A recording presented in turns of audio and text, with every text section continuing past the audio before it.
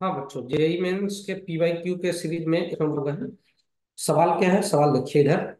ये JEE mains 31 जनवरी 2023 shift 2 के paper में पूछा गया था। सवाल क्या है? Two disc of same mass, दो डिस्क हैं जिनका मास सेम है। सही है। ये M1 है और ये क्या है? M2 है।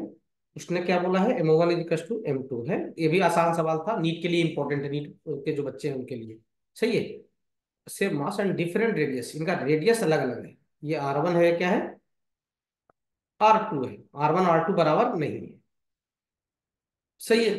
जो नीट वाले बच्चे हैं ध्यान समझिए। डिफरेंट मटेरियल्स, इनका मटेरियल अलग अलग है और made of different material such that the thickness are 1 centimetre and 0.5 centimetre.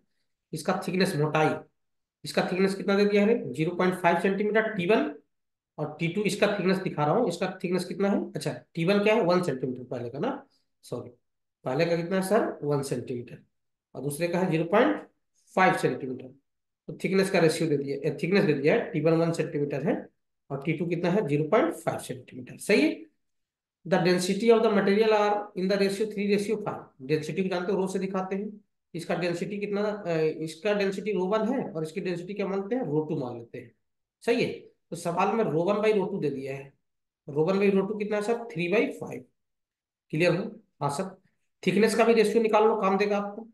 तो T1/T2 निकाल लीजिए, काम देगा रेशियो। है ना? फिजिक्स में मैक्सिमम क्वेश्चन को रेशियो से करने की कोशिश करो यार, ज्यादा आसान होता है। तो 1/0.5, सेंटीमीटर से सेंटीमीटर कैंसिल हो जाएगा, तो मीटर में जाने की कोई जरूरत आपको नहीं है। ये आ जाएगा 2, डिवाइड कर लो। तो थिकनेस का रेशियो कितना आ जाएगा सर? 2 आ जाएगा। सही है। अब सुनो ध्यान से, यहाँ तो कोई दिक्कत।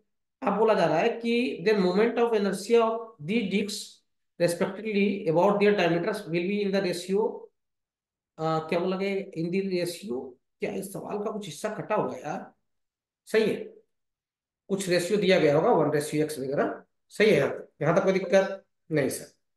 ये बोला गया है, जो है यहाँ पे आंसर है वो ऐसा है कुछ। आपको बोला गया है X/6 है। मिसिंग है थोड़ा सा। मोमेंट ऑफ इनर्शिया का रेशियो डायमीटर के बॉटम कितना बोला गया है? X/6 बोला गया है। क्लियर हो? तो आपको एक्स की वैल्यू बताना है। किसकी वैल्यू बताना है? एक्स की वैल्यू। खैर आइए मिलके करते हैं, सवाल आसान है, हो जाएगा, कोई दिक्कत नहीं है।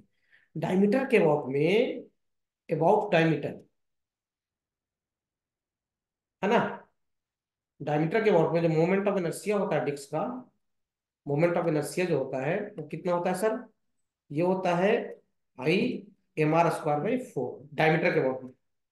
वो एक्सिस के वॉट में mr²/2 होता है। वो एक्सिस जो सेंटर से पास होता है, प्लेन के परपेंडिकुलर होता है। लेकिन डायमीटर के वॉट में मोमेंट ऑफ इनर्शिया बोलूँ ना, तो mr²/4 होगा। किसका? डिस्क का। अब चलिए, हमें यही दोनों डिस्क के मोमेंट ऑफ इनर्शिया का रेशियो बताना है। सुनिए ध्यान से। तो आई बराबर क्या हो जाएगा? आई बराबर mr²/4। हमें तो रेशियो बताना है सर। तो जो कांस्टेंट चीज है उनको हटा दीजिए। कांस्टेंट चीज कौन है? मास दोनों के लिए सेम है, बोला है सवाल में 4 सेम ही है। तो कहने का मतलब ये हुआ कि सर I1/I2, I1 में क्या? I2 that is equal to क्या हो जाएगा? R1/R2 का क्या? Whole square. जो बायो वाले बच्चे हैं वो समझ लीजिए, आई डायरेक्टली प्रोपोर्शनल टू क्या? R² और सीधा प्रोपोर्शनल T है। तो दोनों का 1 1 ऊपर रहेगा, दोनों का 2 2 नीचे रहेगा, और स्क्वायर है तो पूरे पे राइट साइड में क्या मार दिया? स्क्वायर। तो I1/I2 का जो रेशियो मिला हमें, वो R1/R2 का क्या मिला? Whole square. तो हमें किसी भी तरीके से R1 और R2 का रेशियो लाना पड़ेगा ना यार, और यहाँ पर करना पड़ेगा। हाँ सर। अब R1 और R2 का रेशियो कैसे लेंगे? सुनो, सवाल में ये बोला है कि देखो यहाँ पे पहला लाइन पढ़ो कि दोनों का मास सेम है, सेम मास डिस्क का। देखो ना, मैं लिखा भी वहां पे M1 इक्वल टू क्या लिखा हूँ? M2। तो दोनों को मास को इक्वेट करवा लीजिए। क्या लिखिएगा सर? M1 इक्वल टू क्या? M2। सही है यहाँ तक? हाँ सर। मास का फार्मूला क्या होता है? डेंसिटी इंटू क्या? वॉल्यूम। रो 1 इंटू क्या? V1। Density V for volume, V for not velocity, है ना? रो 2 इंटू क्या? वॉल्यूम। और वॉल्यूम ऑफ डिस्क जो होता है, डिस्क सिलेंडर टाइप की चीज मान सकते हो आप, है ना? पतला सा सिलेंडर है एक तरीके से। तो वॉल्यूम ऑफ डिस्क हो जाएगा πr² इंटू क्या? थिकनेस। πr² इंटू क्या? थिकनेस। मतलब πr² इंटू क्या? टी। सही है। हाँ सर। तो इसका वॉल्यूम क्या लिखूंगा सर? इसका वॉल्यूम लिखूंगा πr², πr1² और T1। रो 2 दूसरे का वॉल्यूम क्या लिखूंगा? πr2² इंटू क्या? T2। सही है यहाँ तक? हाँ सर। अब जो कैंसिल हो रहा है उसको कैंसिल करो। कैंसिल कौन हो जाएगा भाई साहब? पाई कैंसिल हो जाएगा सर। हाँ सर। मुझे क्या चाहिए सर? मुझे R1/R2 चाहिए। सही है। वही कैपिटल एक तरीके से मान लो, कैपिटल ऐसा जो भी मानना है। चलिए इसको R1 और इसको क्या बोल रहा हूँ कैपिटल R। कोई दिक्कत है यहाँ पे? नहीं सर।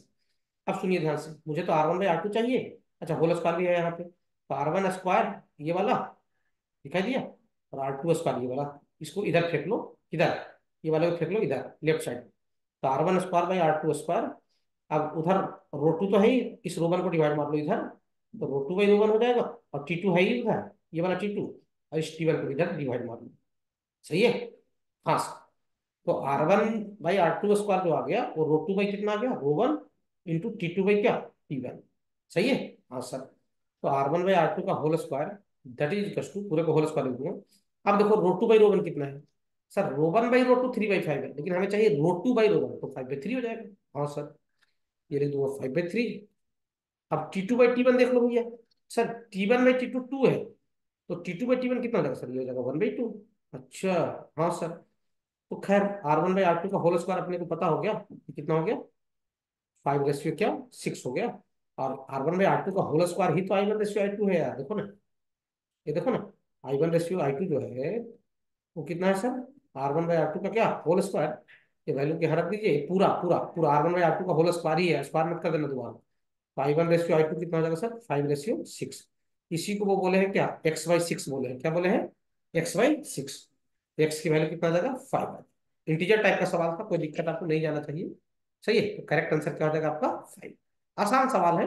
देखो मैं समय इतना ले रहा हूँ समझाने के लिए, बाकी ये सब 1 मिनट से ज्यादा का सवाल है नहीं। 1-1 मिनट के अंदर रोटेशन का सवाल निपटा दिया।